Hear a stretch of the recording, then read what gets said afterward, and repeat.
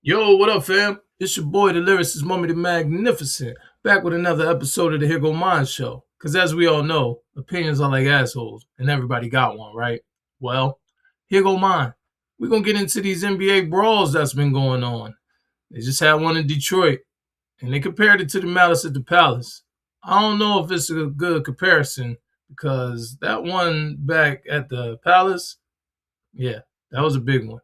But we're going to get into it. AOS, get us started, man. Yo, my flow is magnificent. I don't care what you spit. Mommy Holly represent that real live shit. All right, as I stated, man, we're going to get into this brawl between the Pistons and the Hornets. This particular reporter compared it to the Malice at the Palace. Now, I don't know if it's as huge as the thing as the Palace was, because that brawl was huge. It spilled into the stands, had fans involved, and it got crazy. But let's see what they talking about happened here.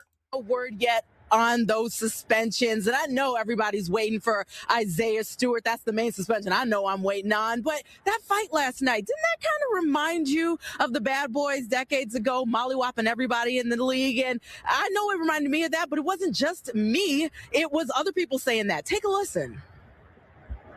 Pistons are known as a tough team, a gritty team.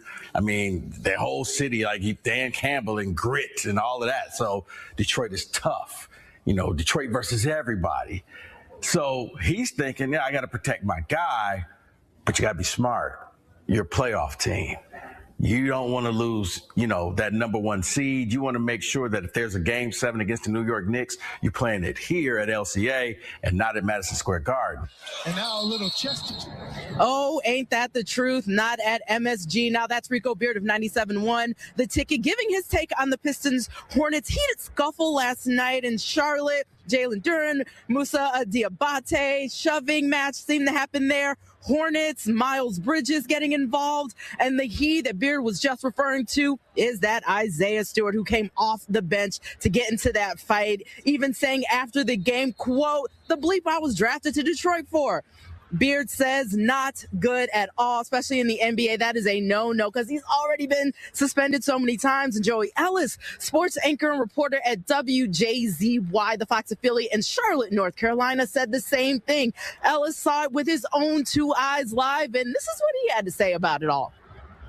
Speaking as a native Michigander, someone who grown up there, the outside perspective, yeah, a lot of people are like, oh, Detroit, they're always starting scuffles and whatnot, and always around some tough physical thing. But that's just what that Pistons franchise has been about, obviously, with the bad boys and kind of this new era with Bickerstaff there. I mean, it's a tough team, and they'll toe a line and they'll beat you up for 48 minutes, but also at the same time, like that, they know their roles as well. And I don't think there's anybody in the league who knows his role better than Isaiah Stewart, just being that enforcer. So, yeah, like I said, man, I don't know. Like, that was a little bit crazy. A lot of air punches thrown. It was a little bit crazy. It didn't spill into the crowd. It stayed on the court. Pretty much a bunch of pushing and shoving, grabbing and clinching. Coaches in the middle. So, comparing it to the Malice at the Palace, I don't know. That's a stretch for me. Like, I remember the Malice at the Palace. I didn't see no beers flying in this one. I didn't see no fans on the court.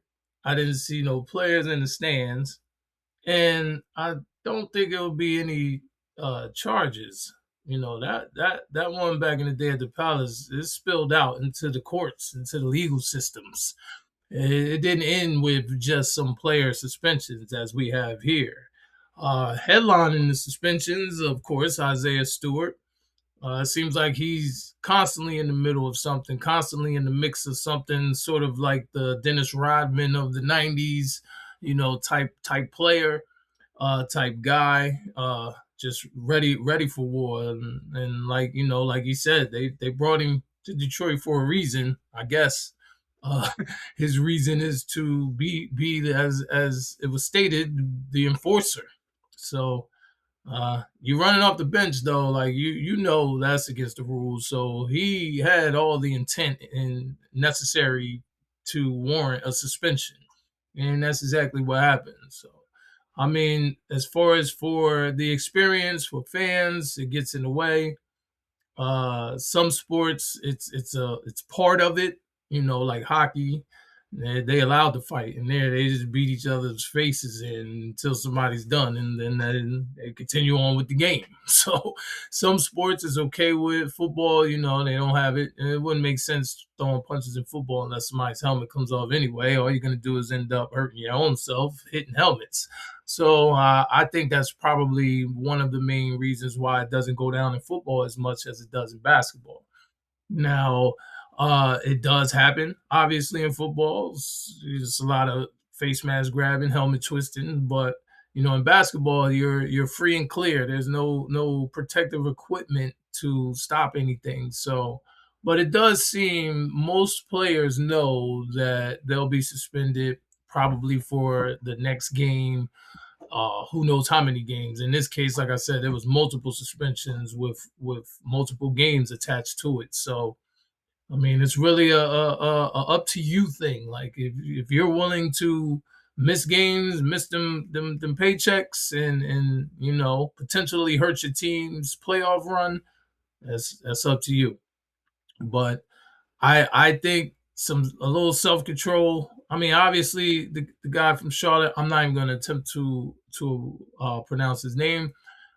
He seemed like he had a chip, prior to the brawl. The way he was playing, you can tell when somebody's going a little extra, and then the whole forehead to forehead thing, is going to get you mushed, and that's exactly what happened. He got mushed, and from there it just was, like I said, a bunch of air punches thrown and some pushing and shoving going on. But luckily, nothing really got too out of hand, and luckily everybody was able to walk away from it safely.